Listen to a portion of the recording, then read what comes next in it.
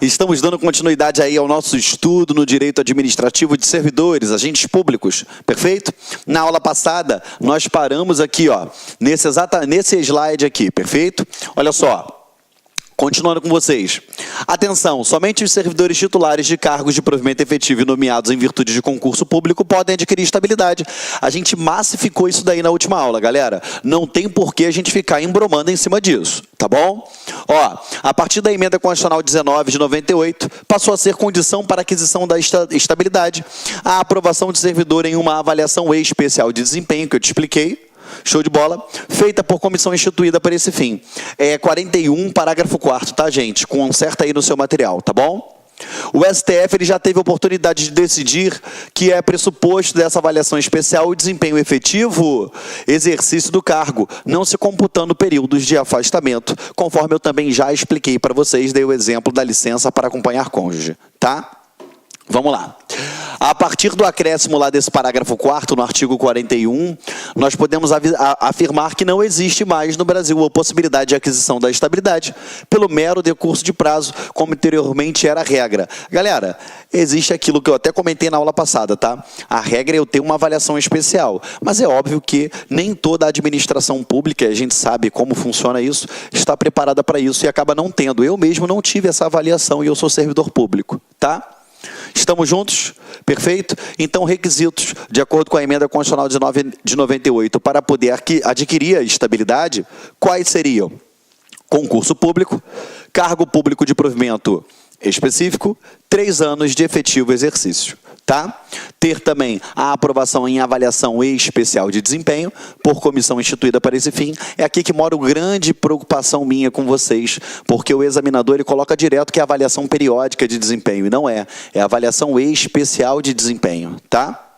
Estamos juntos? Não dá mole com relação a isso daí, tá bom? Outra coisa, a respeito dessa perda de cargo, trazido lá pela emenda constitucional 19 de 98, passam a ser as 4 hipóteses de rompimento não voluntário do vínculo funcional do servidor já estável. Quais são? Sentença judicial transitada em julgado, ou seja, se eu tenho uma sentença judicial transitada em julgado, determinando que seja rompido o vínculo do servidor, será rompido. 2, processo administrativo com ampla defesa, tá? O que eu quero que você preste atenção aqui? Esse processo administrativo com ampla defesa, eu tenho aqui tanto um processo administrativo tão somente feito lá na avaliação especial, que eu já expliquei para vocês, que ele só vai analisar se o servidor tem condições ou não de ficar naquele cargo, ou então eu vou ter o quê? Um processo administrativo disciplinar, tá bom? Que é o famoso PAD, tá? PAD, PAD, por quê? Aqui o servidor ele cometeu alguma falta, alguma infração funcional, e aí ele responde, tá bom? Lembrando que PAD é para aplicar penalidades, punições, lembre-se lá da aula de poderes, quando eu falei poder disciplinar, é a aplicação de penalidades de sanções, tá? 3, insuficiência de desempenho, verificando mediante avaliação periódica na forma de lei complementar, assegurada ampla defesa. Galera, é o artigo 41, inciso 3º, isso daqui, parágrafo 1º, inciso 3º. Essa insuficiência de desempenho, ela é avaliada em avaliação periódica. Então, analisa comigo, para perder o cargo, avaliação periódica. Para ter o cargo, é avaliação especial para ter a estabilidade. Não confundam. Galera, isso daí é modificado na hora da prova e geral erra essa parada aí. Tá bom? Vamos lá, esses 3 aqui, e eu ainda tenho o quê? O excesso de limite de despesa com pessoal. O que seria isso? É quando a administração pública ela tem mais gente para pagar do que dinheiro para pagar. Perfeito? Toda vez que eu trabalhava esse tópico em sala de aula, eu falava, olha, o dia que isso acontecer, a sua preocupação vai ser outra. Porque vai estar um caos. E realmente algumas administrações públicas espalhadas aí pelo Brasil afora, alguns municípios ou até mesmo alguns estados, a gente vê aí que eles estão em calamidade financeira. E aí, realmente, isso pode vir a acontecer? Pode vir a acontecer. Ou seja, ele tem mais gente para pagar do que dinheiro para pagar. Tá bom? Aqui, ó, a dispensa por excesso de despesa do pessoal pode ser feita indiscriminadamente? A resposta ela é bem notória, clara e sonora. Não. Tá Tá bom? Como vai ser feita essa dispensa? Olha o que eu te escrevi aqui para vocês. Ó.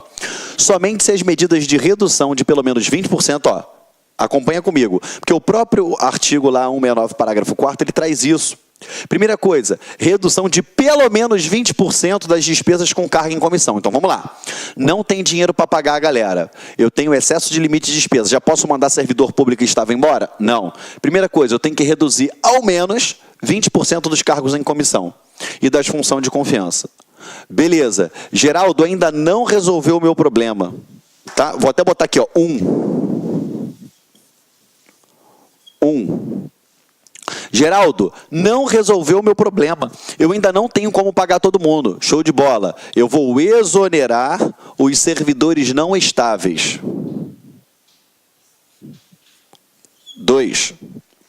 Beleza? Eu exonerei os servidores não estáveis. 2.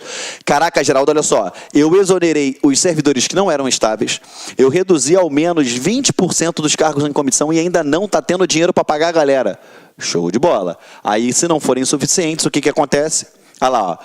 Para assegurar as despesas do limite fixado em lei complementar, poderá, então, o servidor estável perder o cargo, desde que o ato normativo motivado de cada um dos poderes especifique a atividade funcional, o órgão, a unidade administrativa e o objeto da redução de pessoal. Então, ó, o servidor estável, você bota aqui, ó, 3. Então, vamos lá, galera. Excesso de limite de despesa com pessoal. O que você tem que guardar na sua cabecinha? Do lado aí, ó, do seu material, você faz uma chavezinha aqui e bota, ó, 20% do cargo em comissão. 2, não estável. 3, estável. Beleza, galera? Estamos juntos? Não pode confundir. Isso daqui tá didatizado para vocês, mas é o texto do artigo que fala isso. Os próprios incisos eles vão trabalhando, tá bom? Primeiro ele até fala que cessa o repasse de verbas e tal, mas o que importa para a aula de hoje é exatamente isso daqui, tá? Não vamos dar mole com relação a isso daí, por favor, tá bom? Conto aí com a atenção de vocês, tá? Fizeram as anotações. Eu vou prosseguir. Vamos adiante.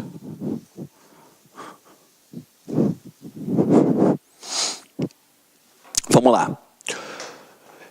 Nesse caso, conceder-se-á ao servidor exonerado uma indenização correspondente a 1 mês de remuneração por ano de serviço e torna-se obrigatória a extinção do cargo por ele ocupado, vedando-se a criação de cargo, emprego ou função com atribuições iguais assemelhadas pelo prazo de 4 anos. Ou seja, a cada...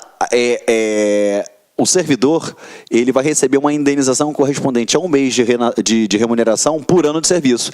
Ele tem 10 anos de serviço, aí ele recebe uma indenização no valor de 10 vezes a remuneração mensal dele. Ok? Perfeito? E fica vedada a criação de outros cargos iguais ou semelhantes, com atribuições semelhantes. Tá? Estamos juntos? O estágio probatório e a estabilidade são institutos jurídicos distintos. Tá? A estabilidade é um direito constitucional para quem possui cargo público efetivo e será adquirido após 3 anos de efetivo exercício, logo depois dele ser aprovado em avaliação especial, que você já sabe, já fizemos isso na aula passada. A aprovação em estágio probatório é um dos requisitos para a aquisição da estabilidade, não se confundindo os institutos. Então, eu não vou confundir uma coisa com a outra, tá? Porque na hora da prova o examinador ele brinca com as palavras, ele tira uma coisa daqui, outra dali, e você acaba confundindo, a gente não pode dar esse mole na hora da prova, tá bom? Lá no estágio probatório são realizados avaliações para avaliar o servidor se ele se adaptou ao serviço público ou não, tá? Cuidado que eu posso ter periodicidade dentro da avaliação especial? Pode. Por exemplo, certa vez, eu vou dar um exemplo concreto. Eu estava ministrando aula a respeito da legislação específica para o concurso de agente penitenciário do Rio de Janeiro. E a legislação específica de agente penitenciário do Rio de Janeiro, ele diz que a cada 3 meses ele será avaliado. Então, eu tenho periodicidade dentro da avaliação especial? Tenho, que não a transforma em uma avaliação periódica. Tá bom? Cuidado, eu sempre falo isso para vocês, no direito existem palavras que elas se referem a institutos, beleza? Então, às vezes, a gente usa aquelas palavras tão somente por ser palavra, mas eu não posso confundir com um instituto que ela representa. Me fiz entendido? Por exemplo, avaliação periódica é um instituto. Ter periodicidade ou avaliar de forma periódica dentro da avaliação especial, eu só utilizei a palavra avaliação e a palavra periódica. Entendeu? Que não quer dizer que seja o Instituto Avaliação Periódica. Tá? Vamos lá. O STJ, Mandado de Segurança 15.523, ele sedimentou o entendimento de que o período de estágio probatório deve ser o mesmo da estabilidade, ou seja, 3 anos. Por que o tio está falando isso? Porque tanto a 8.112 e 90% dos estatutos de Brasil afora, eles não foram atualizados ainda. Por quê? A gente tem a pirâmide de Kelsen, no topo dela está a Constituição Federal. Eu tive a alteração da Constituição Federal, alterando que a estabilidade iria ser com 3 anos de efetivo exercício. Só que os estatutos simplesmente não foram atualizados. Então, 90% dos estatutos, tirando aqueles que foram editados depois dessa emenda constitucional, eles dizem que a estabilidade ela vai vir com 2 anos de efetivo exercício. E aí começou a gerar muita intriga, né? Porque até 2 anos, beleza. Né, o cara está dentro do estágio probatório dele. E aí o estatuto do Estado dizia que depois ele teria estabilidade, mas aí a Constituição falava o seguinte, que a avaliação especial só seria feita com 3 anos, né? Seria com 3 anos de efetivo exercício a estabilidade adquirida, após a avaliação. E aí o servidor entre o 2º e o 3º ano ficava naquele limbo, aí de tanto a gente ter decisões judiciais a respeito, foi pacificado esse entendimento, que eu faço a aplicabilidade da Constituição Federal. Por isso que quando a gente está dando aula específica para um concurso em si, eu deixo sempre bem claro, né, que ele pode perguntar de acordo com o estatuto daquele estado? Pode. Ou o estatuto federal? Pode. Mas dificilmente o examinador vai fazer esse tipo de pergunta, até porque ela vai ser passível de anulação, porque eu, na dúvida, ou melhor dizendo, no conflito eu aplico o que está na Constituição Federal. Tá bom? Vamos lá, galera. Se o servidor ele for reprovado no estágio probatório, né? Aqui está experimental, porque alguns estados chamam de estágio experimental, tá? Mas eu botei aqui a título de curiosidade para vocês, mas tomem muito cuidado com isso, tá bom? Porque em alguns estados isso daí é um instituto totalmente diferente do estágio probatório, então não vamos dar mole com relação a isso.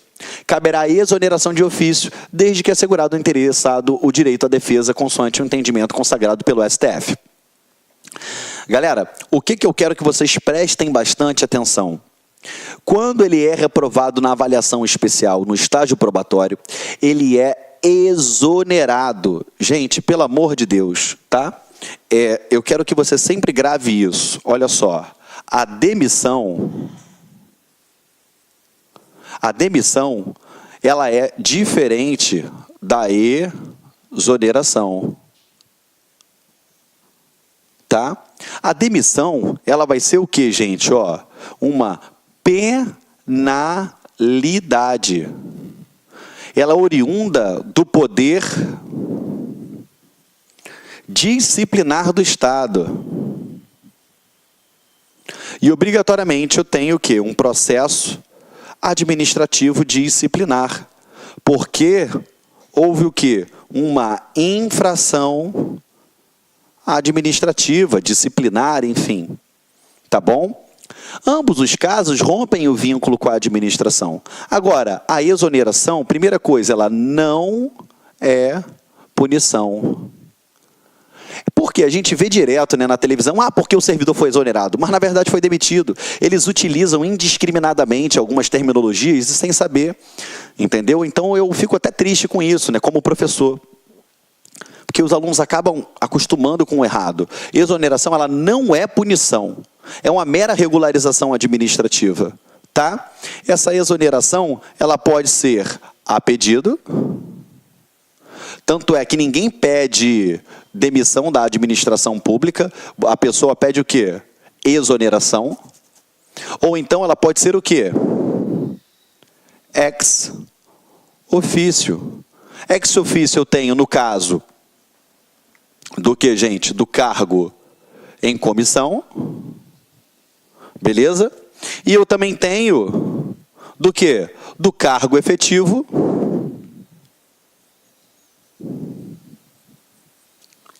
Após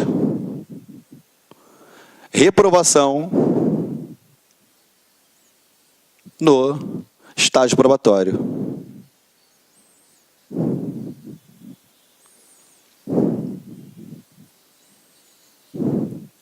O fato de eu ter uma exoneração ex officio não quer dizer que eu não venha assegurar o que está lá no artigo 5º, inciso 55 da Constituição Federal de 88, tá?